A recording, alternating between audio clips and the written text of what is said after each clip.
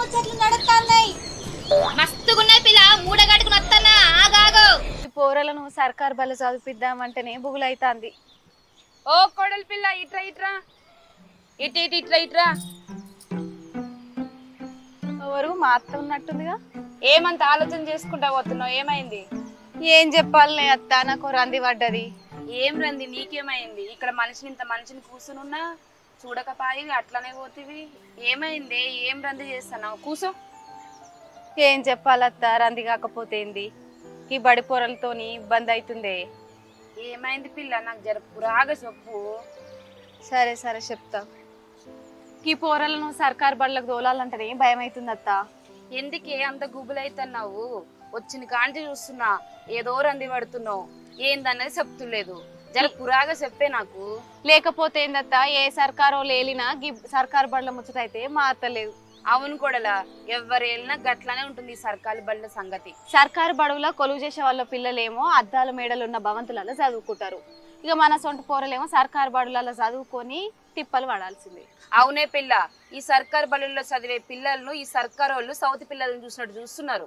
లేకపోతే ఏందత్త, గీ ఆదర్శ బడులు, గురుకులాలు, కాలేజీలు, హాస్టళ్లలో చదువుకునే పిల్లలు అన్నమో రామచంద్ర అని అరిగోసపడుతుండ్రు. అవునే, నిన్న మా పెద్ద బిడ్డ కూడా ఏదో వార్తల్లో చూసిందంట. ఏదో బళ్ళో సదుపాయాలు లేక, గదులు లేక ఇంకా ఒంటిబడి బళ్ళే నడుస్తున్నాయంట. అవునత్త, నువ్వు చెప్పింది కరెక్టే. మన హైదరాబాద్ నగరంలో 46 భవంతులు లేకనంట 93,000 మంది ఇంకా ఒంటిపూట బడులే చదువుతున్నారంట. ఎంత ఇచ్చంతరం చెప్పు. అవునే కోడలి పిల్ల, ఈ కాంగ్రెస్ వాళ్ళకి సోయి ఉండే ఈ సర్కారు నడుపుతున్నారా? నాకు కూడా అట్నే అనిపిస్తుంది అత్త. ఇంకో ముచ్చటత్త, గా మెదక్ జిల్లా హవేలీ గన్పూర్ దగ్గర సర్కార్ బల్లనంట 540 మంది పోరగాన్లు చదువుతున్నారంట.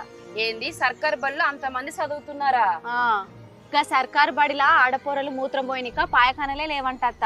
ఇప్పుడు ఒక్క ఆడపిల్ల పోవాలంటే ఒక 10 మంది దట్టి గట్టి పోయొస్తుందంట ఒక ఆడపిల్ల. గట్లుందా అత్త సర్కారు బడుల పరిస్థితి. ఏందే ఇన్ని రోజులు పాయఖాన లేకుండానే స్కూల్ నడిపిరా? అసలు ఆ ఊరు పెద్ద మనుషులు, సర్పంచ్లు, సార్లు ఏం చేస్తుర్రే? గీ ముచ్చట తెలిసత్త, టీవీలో ఆర్తా పేపర్లో పోయి పెద్ద లడాయే చేసిరు. ఒక్కొక్క బిడ్డ దగ్గర మైక్ పెట్టి ఏంది పరిస్థితి అని అడిగితే ఆ బిడ్డల గోస చెప్పరాదు. ఒక్కొక్కరు ఏడ్చుకుంటూనే చెప్తున్నారు, మాకు ఎటువంటి సవలతులు లేవు, పాయకానలు లేవు, తిననీక తిండి చక్కగా లేదు, అన్నంలో పురుగులు వస్తున్నాయని.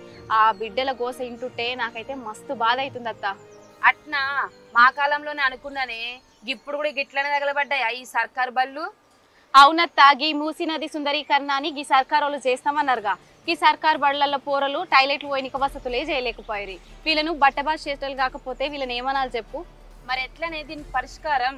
ఏముందత్త, గీ సర్కార్ బడులలో కొలువులు చేస్తారు చూడు, వాళ్ళ పిల్లలు, ప్రజాప్రతినిధుల పిల్లలు, రాజకీయ నాయకుల పిల్లలు, వీళ్ళందరూ సర్కార్ బడుల చదువుతూనే అందరూ చక్కగా అవుతారు.